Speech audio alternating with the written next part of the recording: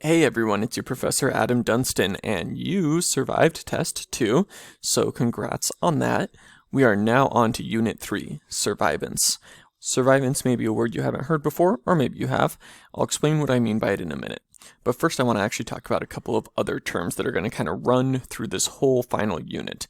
So in this final unit, we sort of shift gears from talking about, as we did in the last unit, sort of different cultural groups and their traditional way of life, to now we're going to be talking about certain bigger overarching topics that spread across many different groups and which have to deal with contemporary issues for Alaska Native people, kind of bringing these topics into the 21st century.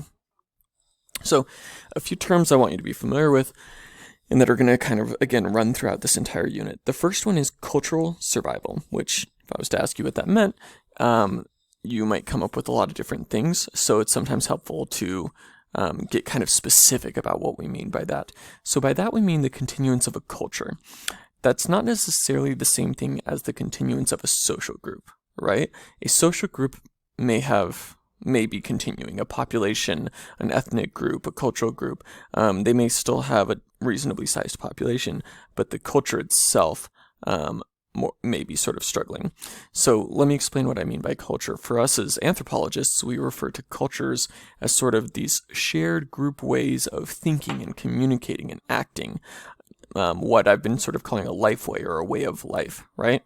So it's these ways that we pick up as a group of sort of who we are as a people and how we do things and how we talk to each other and the language we use and the expressions we use and the values we hold dear.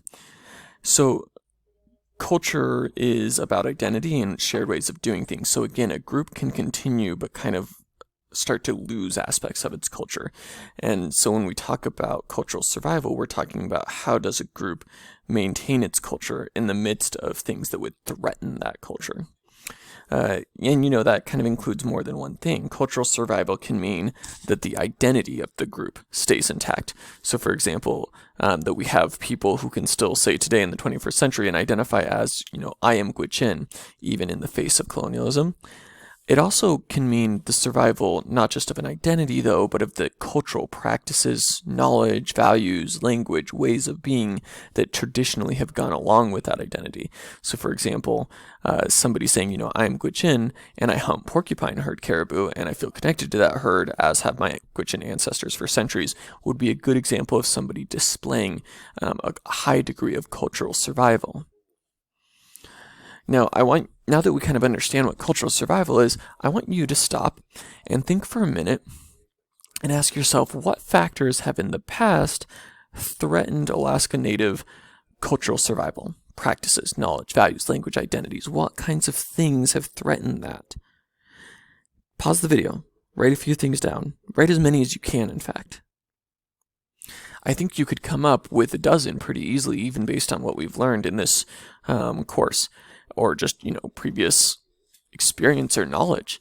So I've got here a picture, of course, of a residential boarding school, which boarding schools now are very different, but historically, these, there were exceptions to this, but many of these boarding schools were situations in which Native kids were forced to not speak their language, sometimes forced to convert to a Christian religion, and sort of otherwise coerced into giving up aspects of their traditional cultural identity, which led to a great deal of language loss in a lot of Alaska Native communities as people came out of these schools either not very proficient with their language or sort of feeling internalized shame about using their language.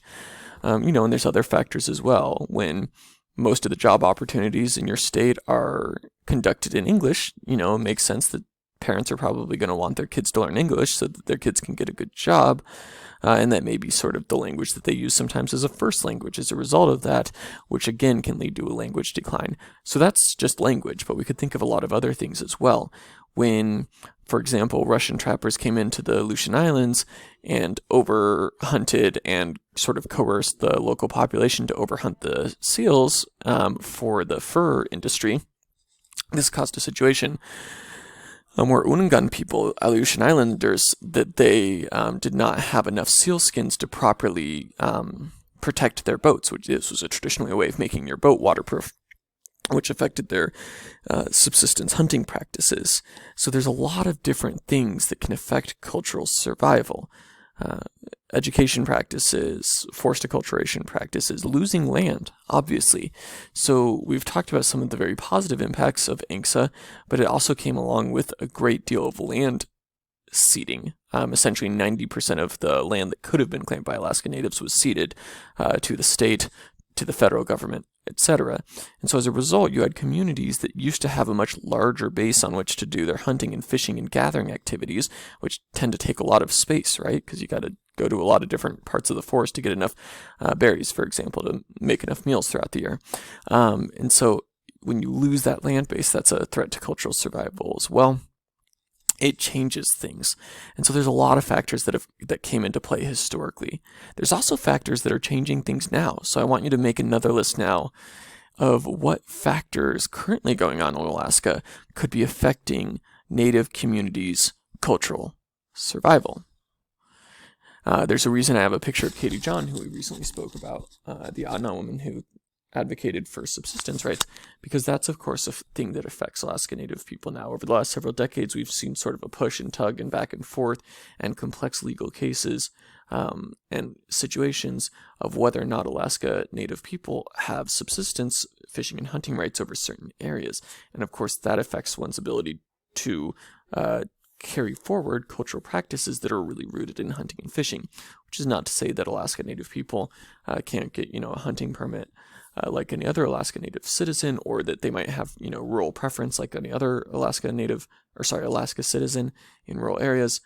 But it is to suggest that it's not sort of the traditional way in which those lands would have been customarily used by that specific group, and they were allowed to regulate it on their own terms. And so there's a lot of things that affect cultural survival today that tribes are facing. So I put here, a media system that's predominantly in English. It's pretty much a fact of how languages work, that when your entertainment system is primarily in what we call trade language, like English or Spanish or Mandarin, it can, kind of influence people to use that more often, especially when there's job opportunities that are also in that. An educational system that's typically done in English and also sort of rooted in certain non-Indigenous ways of thinking, as we've talked about. Loss of hunting rights in certain areas, boarding schools, lack of employment opportunities. Historically, before the Alaska non-discrimination law that was passed in the 40s, prior to that, workplace discrimination against Alaska Natives happened all the time, right?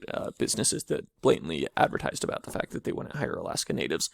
And to this day, although those issues have certainly declined under current laws and changes and I think improvements in our state, at the same time, it's not to say that that never happens, of course.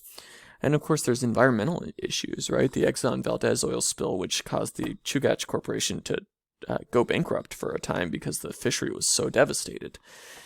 So there's a lot of different factors which influence cultural survival that tribes are up against.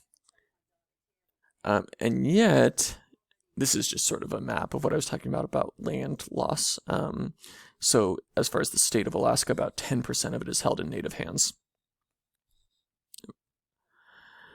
Now, despite all these challenges, though, I want to emphasize that cultures are resilient and that cultures adapt, and that just because certain things have changed, just because, for example, many people might be speaking English now, just because people might be using certain types of technology that were not originally from their culture, doesn't mean that a culture is gone. For one thing, as anthropologists, we understand that cultures change over time, and that doesn't mean the culture is gone. To use an example from my own life, I'm a member of the Church of Jesus Christ of Latter-day Saints, more commonly known as Mormon, and my ancestors, when they were crossing across the United States into Utah, were primarily doing so in covered wagons and, hand carts. I have never used a covered wagon in my life. I've never done anything like that. And yet that doesn't mean that I'm not a recipient of that cultural tradition. Certainly those values and beliefs are still very important to me, even if, I look and dress very, very differently than my ancestors from 150 years ago. And never use a, covered wagon or don't live in a log cabin or something. And that's true of all cultures. And that's certainly true of Alaska Native cultures. Just because certain aspects of your life have changed does not mean that the culture, the values, the identity, the way of thinking hasn't, still continued in a very strong way. Which is why I like the term cultural perseverance.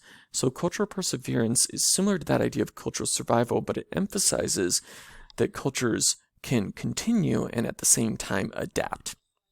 So I use here as an example, some Gwich'in people that have clearly just gone on a caribou hunt and are taking their caribou home in a motorized boat and clearly used a shotgun or rifle in the process.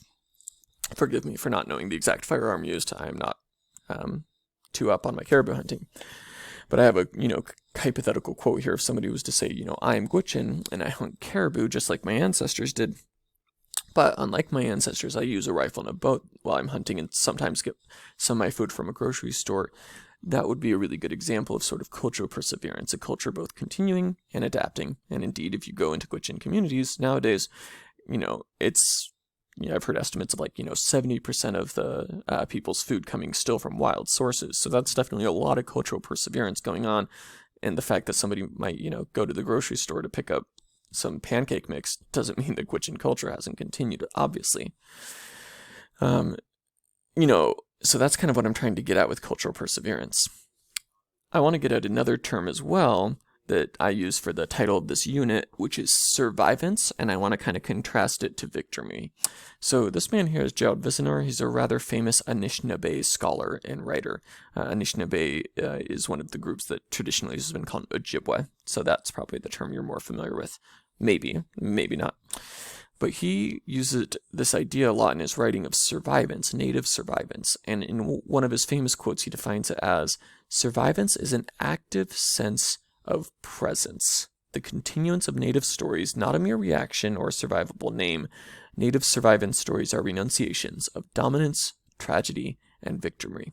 So his point is, I think in part, if I'm understanding his point, is that when we tell stories, when we educate ourselves about and educate each other about issues going on with Native people, we need to not just emphasize sort of the threats to cultural survival or the threats to well-being, but we need to also emphasize resilience, and we need to also emphasize creativity in the ways that, Native people are here, Native cultures are here, and the ways in which there is, again, not just victory, as he's saying, but presence and resilience and thriving. So that's kind of the idea with this unit, is I want to emphasize that there's a lot of challenges in Alaska today to the cultural survival and well-being of Native Alaskan communities and cultures.